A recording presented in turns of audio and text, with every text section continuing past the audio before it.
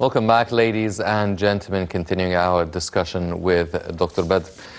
Your Excellency, now, when we talk about the Egyptian diplomacy and the political strategy for Egypt to deal with such a crisis, but it seems that it is inevitable that there is also an economic strategy and an economic direction that Egypt should be really undertaken regarding the international economic crises alongside what's happening and challenges alongside what's happening in Gaza. So are we reshaping any sort of an economic strategy that we are heading towards? Yeah, of course. Last week, His Excellency Prime Minister, he declared a strategic direction of Egyptian economy during a presidential period from 24 to 2030, 6 years. And he mentions that we are aiming 8 strategic direction. Let me mention this in few words. Number 1, achieving a strong, comprehensive, sustainable and balanced economic growth, and also providing, generating employees or employment between 7 to 8 million job opportunities. Number 2, adapting economic policies to support macroeconomic stability. I mean by macroeconomic stability, that macroeconomic indicator which have its monetary policies, financial policies, and the trade policies. These 3 policies, which you call its macroeconomic policies. Also aiming to achieve price stability, as you know that price is going up every day. Financial discipline, putting public debt on sustainable path. And implementing a program to enhance foreign exchange receipt. Number 3, implementing strategic plans and programs that support performance of economic sector, leading Egypt renaissance, what we call it leading sectors, which have high value added, like technology, artificial technology, IT, information technology, chemicals, medicine, engineering sector. 4, strengthening the foundation of sustainable competitive knowledge based on economy, supporting the role of research and development. This point, it's a very necessary point, that to establish research centers for 2 wings. The first one, these centers should be established from government. And the second wing, these centers should be established by big companies. And both of them, they can cooperate together. This I am copying it to you what happened in Malaysia, China, India. This is the same. Centers for research by private sector and the other by government. And both of them, they are aiming to what? To 2 things. Number 1, to create new good. These goods, it could be tangible or service. Number 2, to reduce the cost of the products, so it can compete internally and globally. Number 5, continuing all the gain achieving by social sector, like education, health sector, and improving citizen life standard. 6, pioneering role of Egypt in the global economy by activation and maximization economic role of Suez Canal and enhancing Egypt's role in transit trade. Number 7, enhancing youth participation in basic foundation for progress on a number of sectors. The last one, an active role for Egyptian abroad to consolidating the foundation of renaissance of Egyptian state. This what we call to try to have a good link with Egyptian abroad and to convince them to come to Egypt or to send their money to Egypt for more investment in Egypt. This is number one. Number two, to try to have an active relation with our sons and the daughters outside, to send to us unique ideas, to set up projects which create high value added. Okay, number three, to increase loyalty of Egyptians to their home. Okay, number four, to try to set up special policies for Egyptians abroad, because they are living in society different from Egypt. So the tools of dealing with them should be different, should be active.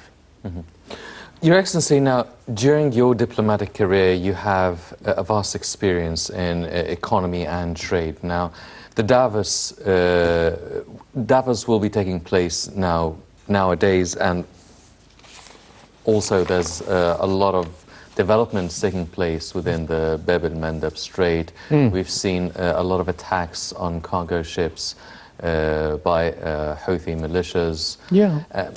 And this in turn could be affecting the activity or the maritime transportation and activities within the Suez Canal. So it seems that Egypt is dealing with its domestic economic issues, and at the same time we're dealing with a lot of developments taking place within the Red Sea. Davos is taking place nowadays. Can we try and link all these things together in a way that would create a favorable strategy for Egypt's economy? In fact, Davos meeting started today, 10/19 of this month, and under the slogan of what? Rebuilding confidence between all countries, and also to highlight the importance of joint international action confronting humanitarian, climate, social and economic challenge. This meeting of this year, it has 4 challenges, as we mentioned now: humanity, climate, social and economic challenge. Why? Because the meeting of this year, unfortunately, President of a state doesn't attend, and also President of China. This the biggest economic power in the world. So that's why they are not optimistic 100% about the conclusion of this meeting. So they mentioned rebuilding confidence.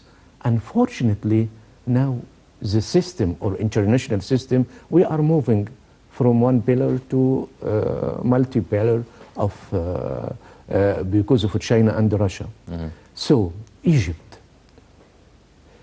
now, it's playing very smart role and try to balance in our relation between East and West. Till this moment, we received delegation from World Bank and the IMF, and also Minister of Foreign Affairs of America. In the same time, we joined BRICS, and we are a member in New Investment Bank, and also we are a member in Asian Bank for Infrastructure. So that's why we try, for our interest, we are to balance between East and West. Is it something similar, like non-alignment to movement? No, no. Maybe it has some similarities. Yeah, similarity, but it's not the same, because everything now is changed completely. So, in fact, this forum, it's very important to exchange information between countries, and also to try to convince all partners about what you are planning, what you achieved, what you are aiming for your economy. Number 3, the Egyptian saving rate, it's very low. So we cannot count on local saving. So we should attract foreign investment. This foreign investment, this kind of forum could help you So I hope we can use this opportunity to maximize our interest and to try to attract more foreign investment, especially in sectors like IT, AI, and also in sectors which we need to develop it. Egypt, we should mention that Egypt, it has good economy. We have many varieties. We don't count on one strategic sector. No, you have advantage in many sectors, but the point that you use hot money and you invest this hot money in basic or infrastructure projects, and you should aware about that, because in 1 month $22 billion already fly back to their home at America. This we are little bit suffering from this money till now. Yes. Can Egypt have enough from foreign exchange? Yes, we can. Can Egypt pay all debts? Yes. This year we should pay $42 billion. We have the ability? Yes, we have. But let me stress about one point. What we need, our message is to enlarge our production system and to make it more elasticity. This our challenge. I don't, of course, monetary policy, it's very important, but enlarging production system is more important, more monetary policies. Yes. Well, ladies and gentlemen, as His Excellency mentioned, well, there are political diplomatic constants Egypt is endorsing, and also there needs to be a lot of flexibility and adaptations for our strategies, be it economic or political as well, regarding all the political and domestic developments taking place day by day. Unfortunately, that's all the time we have for this edition of the Daily Debate. Before we go, I'd like to thank my distinguished guest, His Excellency Dr. Mongy Badr, the Minister, Plenipotentiary and Board Member of the Egypt-UN Association, the International Relations Expert.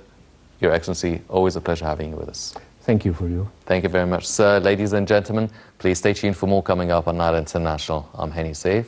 Thank you for joining us.